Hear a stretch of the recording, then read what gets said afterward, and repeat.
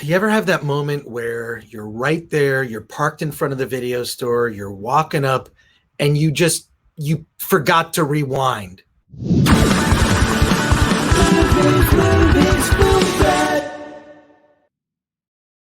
Welcome to the Film Threat Podcast. I am Chris Gore, and I have just seen a documentary. I literally just finished watching this documentary, and it is The Last Blockbuster.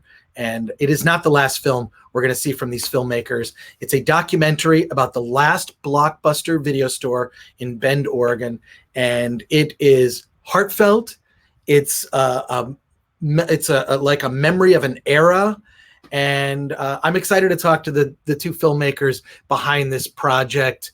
Let's talk to Taylor Morden and Zeke Kamm. How are you guys doing today? Taylor, Zeke, what's going on? Doing great. Doing great. Thanks for having us. Yeah, thanks for having us on the show, man. Okay, I don't think I need to ask what inspired this documentary, because clearly a love of the video store, which is an era that I don't think people understand. I, was a kid in the 80s, and I remember video stores, and I worked at a video store through high school.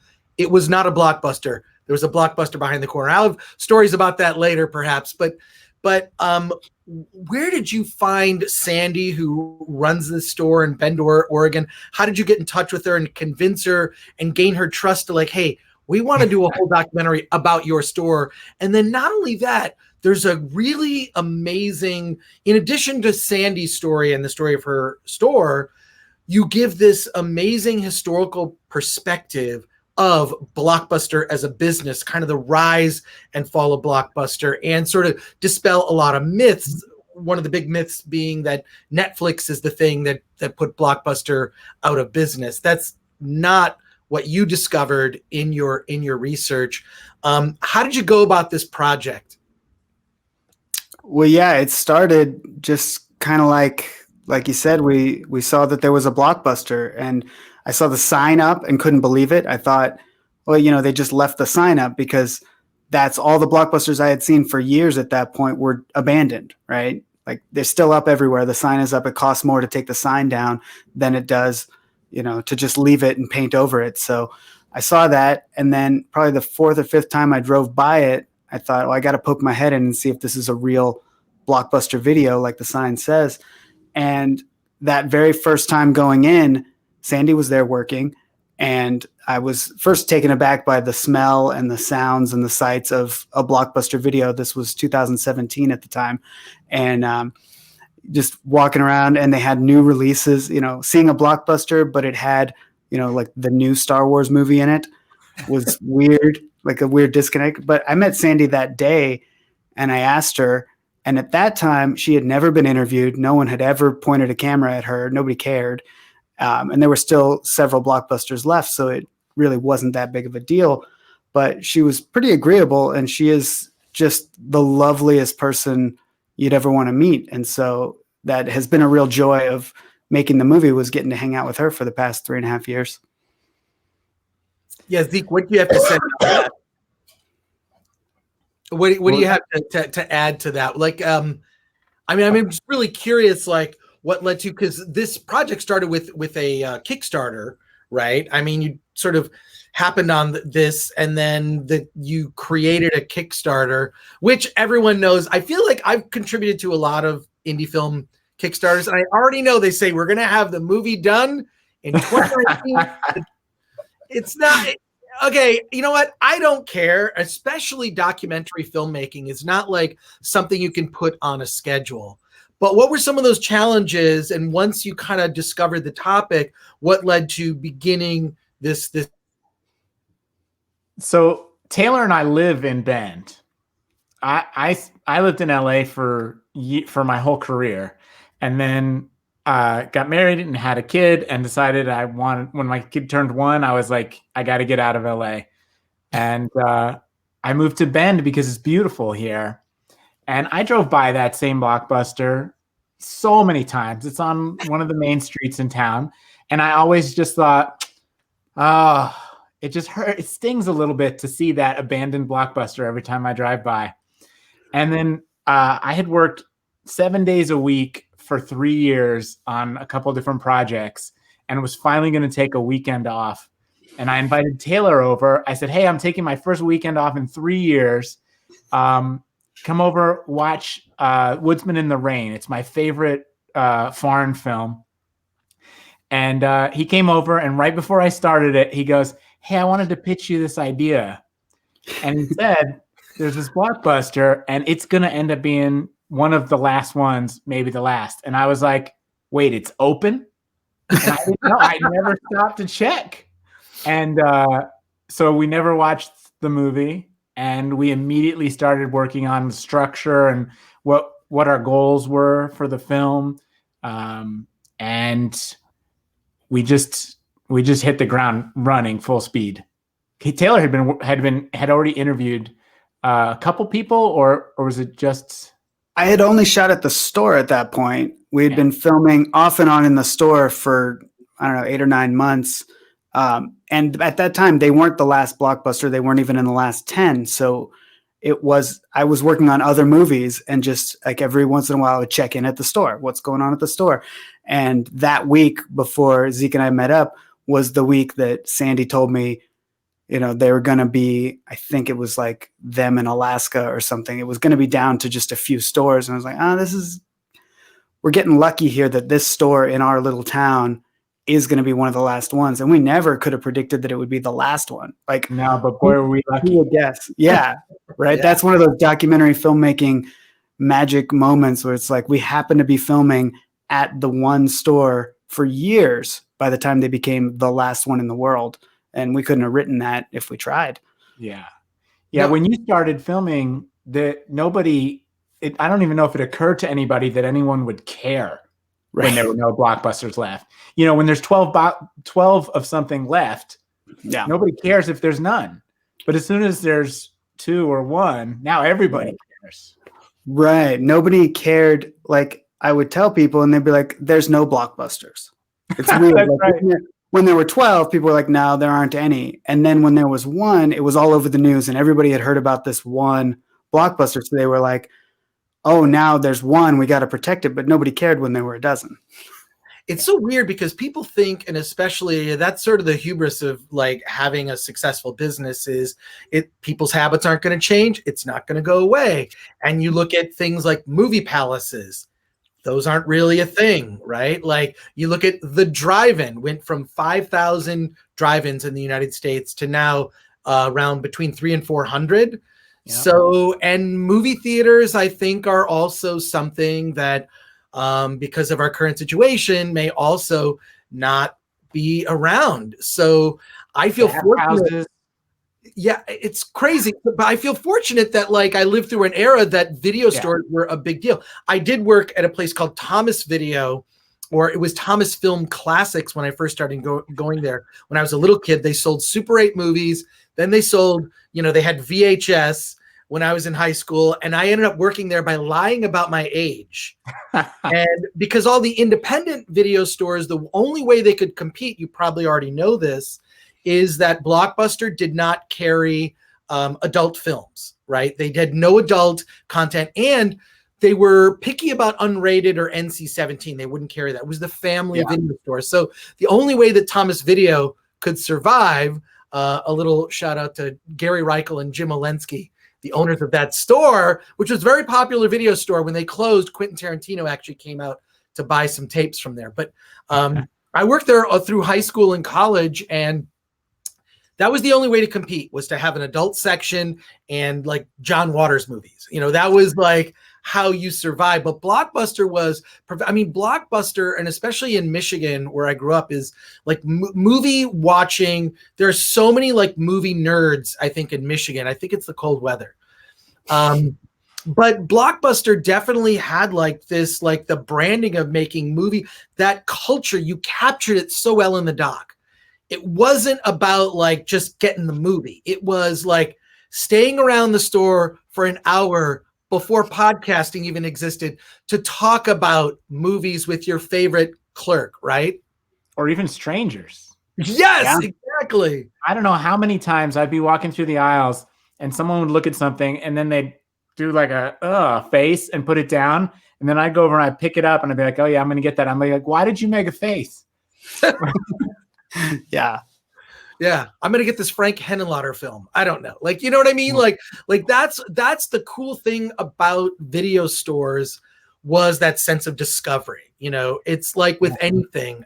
We live in an age now where we're 2 clicks away from downloading. I mean, you can get your movie on iTunes and Vudu and all the platforms, right?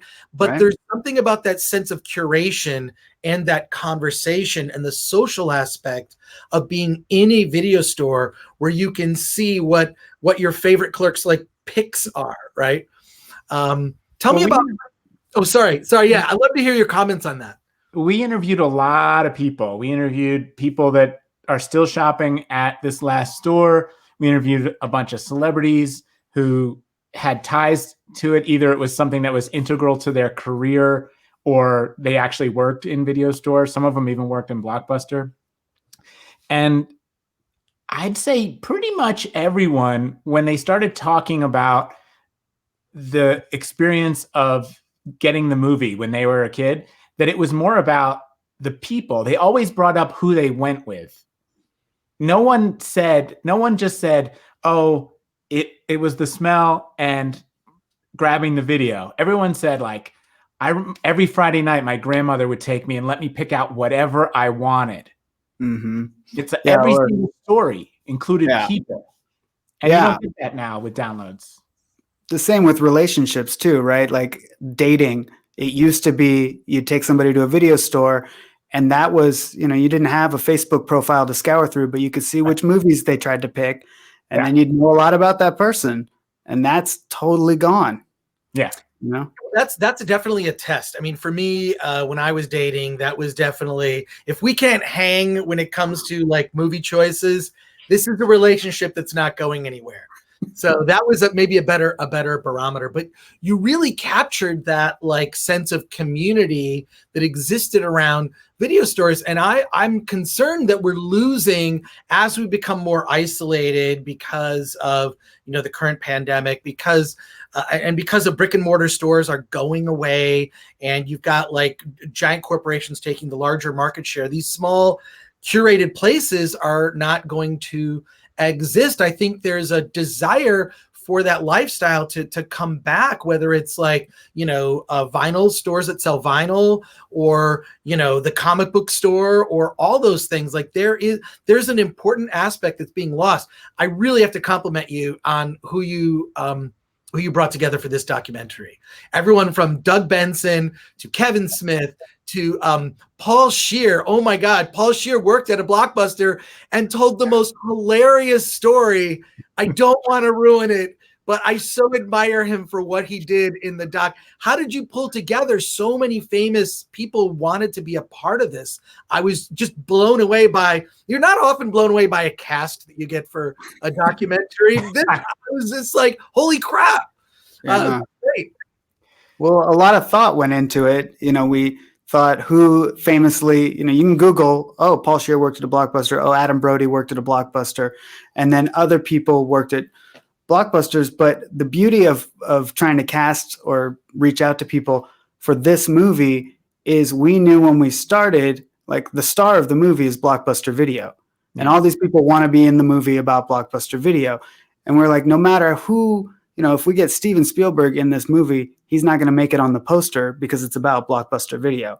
So there was a little bit of this really cool thing where lots of people wanted to be involved, and the people who didn't want to be involved or, didn't care, they wouldn't have been good anyway. So I think pretty much everyone who had time to do it that we asked did it. There's certainly people we asked who expressed huge amounts of interest, like Spielberg, but didn't have time to do it. And some of the people were directly related because they worked at video stores, and other people were just friends of friends that we knew were really excited about it, that we would like, that we'd enjoy. Like Jamie Kennedy was a friend of my friend, and he's like, yeah, you should ask him. He's, he'll be great. And I was like, yeah, he'd be great. I love Jamie Kennedy. So, we interviewed him, and little did we know, I'm not going to give away what the surprise was because it's in the movie, but he totally sprung that huge surprise on us in the way he was related to Blockbuster. Basically, everyone was related to Blockbuster in some way. Everyone had a story worth putting in a movie. Well, I will say the thing that blew my mind was Jim Gaffigan. Like that blew my mind. Like, oh my God. You'll see when you watch the film, but Jim Gaffigan has a very specific connection to Blockbuster that I think is crazy. Hopefully he'll tweet about it and tell people, because that is really crazy. What do people say? The thing that I love about this documentary is there's such a humanity, and movies are I've always argued that movies are a gateway to a conversation about anything, and it's a way to connect with people, right?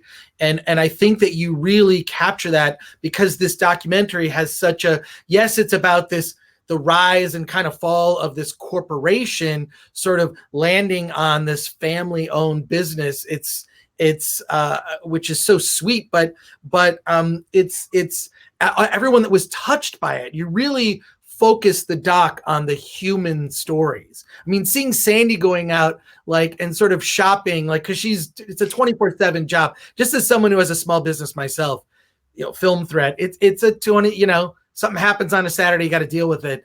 The way you followed her around, I think, was fantastic. I guess it makes a lot of sense that you live in that town. I don't know how you'd have the time to have so much access to her. Well, part of it is I don't think she would have done, if we weren't local filmmakers, I don't think she would have done it. And, Taylor's not from Bend, and I've spent 20 plus years in LA working for all the different studios, but we live in Bend, and Sandy was like, no, you guys exclusive. We're the only people I'm going to let follow me around. And she's an awesome lady. I mean, I could talk for hours and hours about what an amazing, loving, great person she is. But I think if we were doing this coming from LA, I think she would have really limited the amount of access we would have had. Yeah. Yeah. And I think the other thing, you keep talking about how it's a family business and it's a small business, which most people don't think of when you hear Blockbuster, right? It's the evil corporation that put all the family businesses out of business.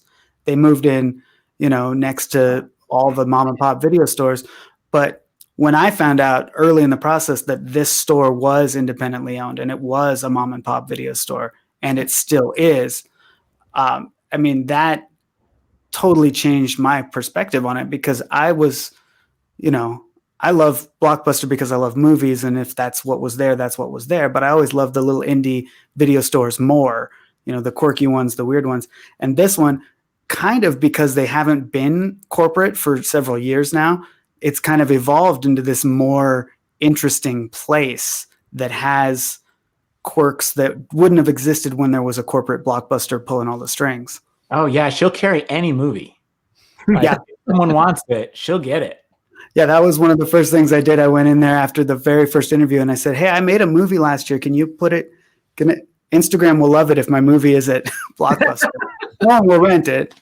But I'm curious. Blockbuster has become kind of a phenomenon because it represents an era, right? It represents the 90s in a way. And you point out in the doc, Captain Marvel has that scene in the movie, kind of, in beginning of the movie, there's a Blockbuster mentioned, in addition to multiple. I think you found so many instances where Blockbuster turned up on, whether it's late night comedy shows, Captain Marvel, like all these. It's become sort of a represented, this once great company and brand that people knew about that didn't survive into streaming and online. How did you pull together all of that footage? Not to get, and feel free to get into the weeds on some in-depth doc film stuff, because I know filmmakers listen and watch our podcast. Well, a lot of that came through our fantastic editor, who did the Raiders doc. But what happens is, if you just Google Blockbuster, there's thousands of videos and there's all of these things. And so the real hard part was picking out which things to put in the movie. Because for every Saturday Night Live joke, there's like 10 other YouTube sketches or other TV shows. There's probably 10 other Saturday Night Live sketches. But we picked the ones that help tell the story, because we were also aware that like young people don't know what Blockbuster is. So in order for people to understand what we're talking about, you do have to kind of frame it in that, like, this was a big deal and your parents did go there on a weekly basis, because otherwise they're like, oh, so the store went out of business. Who cares? Stores go out of business every day. Mm-hmm. Yeah, it's but I'm curious where things are now. You brought up in the doc, like right up to the almost the I feel like you might have been filming right before you had to deliver, so to speak, because there are some things near the end that are right up to the present, but it's still around. Is that's right? It's yeah. Spoiler alert. Yeah. We were just there the other day, actually. Oh my God. Yeah, it's still around, and you can rent our movie at Blockbuster, which was something from day one that was really important to us. But yeah, you can go in and rent it. We wanted to put out DVDs of this movie no matter what, like whether it ended up being popular or not, which fortunately it's doing really well. We won Best Feature at SF Doc Fest. And a bunch of other festivals and stuff. And it feels like people are really getting what we were trying to say with the film. But either way, we were like, we're putting out DVDs. If we have to make them with our own money, whatever. This movie is also a love letter to physical media, that physical sensation, the sound, the smell. And so we have the DVD is available at Blockbuster to rent, and also as a Blockbuster exclusive, which is hilarious because they haven't had a Blockbuster exclusive movie in a long time. Yeah, almost a decade. But yeah, it's available there, and the store they're doing okay given the circumstances, mostly because of the online, because they sell T-shirts and now our movie and stuff on their website, which is kind of the only thing keeping them afloat right now. But there's still a lot of people going in there and renting.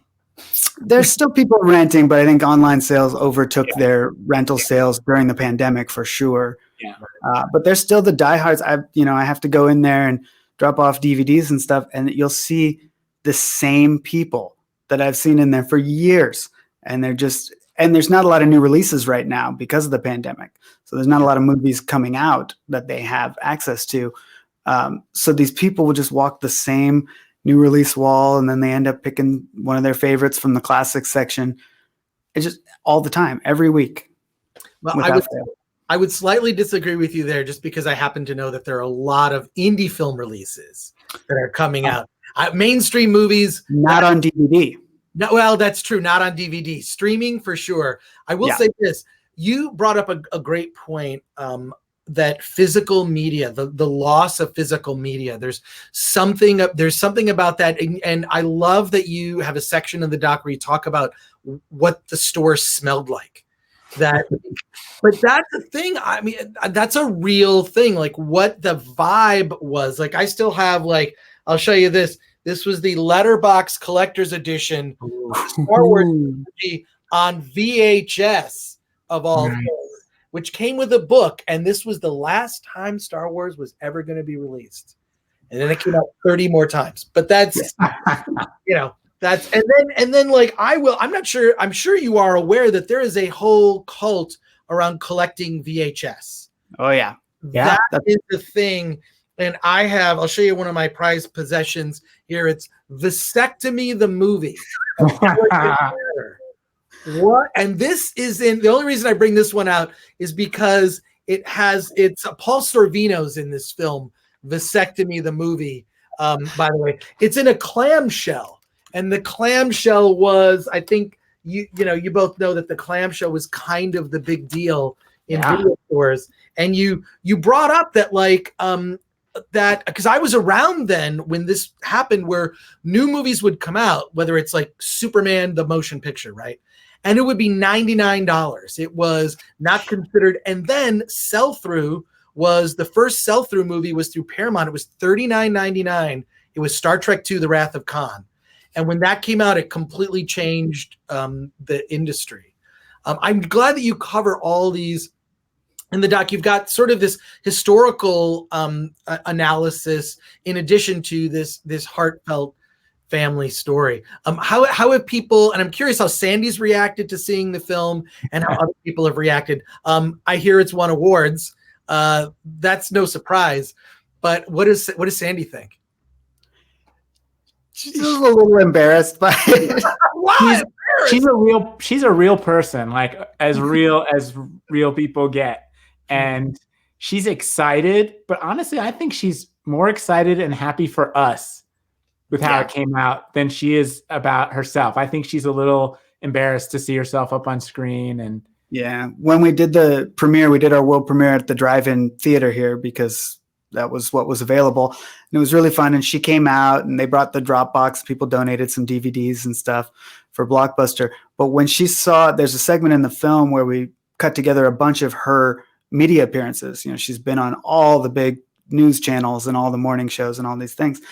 And that was the first time she had seen a lot of those clips because she does not like watching herself. So she told me afterwards, she's like, I couldn't, it's like watching it through my fingers. Well, the movie is fantastic. Gentlemen, you did such an amazing job on this. I hope you're going to follow it up with something else that you can tell us about right now. No, yes, no. You are working on something. You have to tell me like after we wrap this up. I want to hear what you're working on next. But this documentary is just so heartfelt. It's so obviously passion. So much passion went into this. I just want to thank you for making it the Last Blockbuster. Now out on video on demand, all platforms. Do you have a website that people can go and get more information? Yeah, there's lots of information, and the trailer is up at lastblockbustermovie.com. Great. And we'll have links there to where you can buy the DVD. We actually are distributed on VHS as well. Yep. and digitally. We couldn't figure out how to make laser discs. Yeah. I still have a few of those. I'm going to admit, I still have a few laser discs. Nice.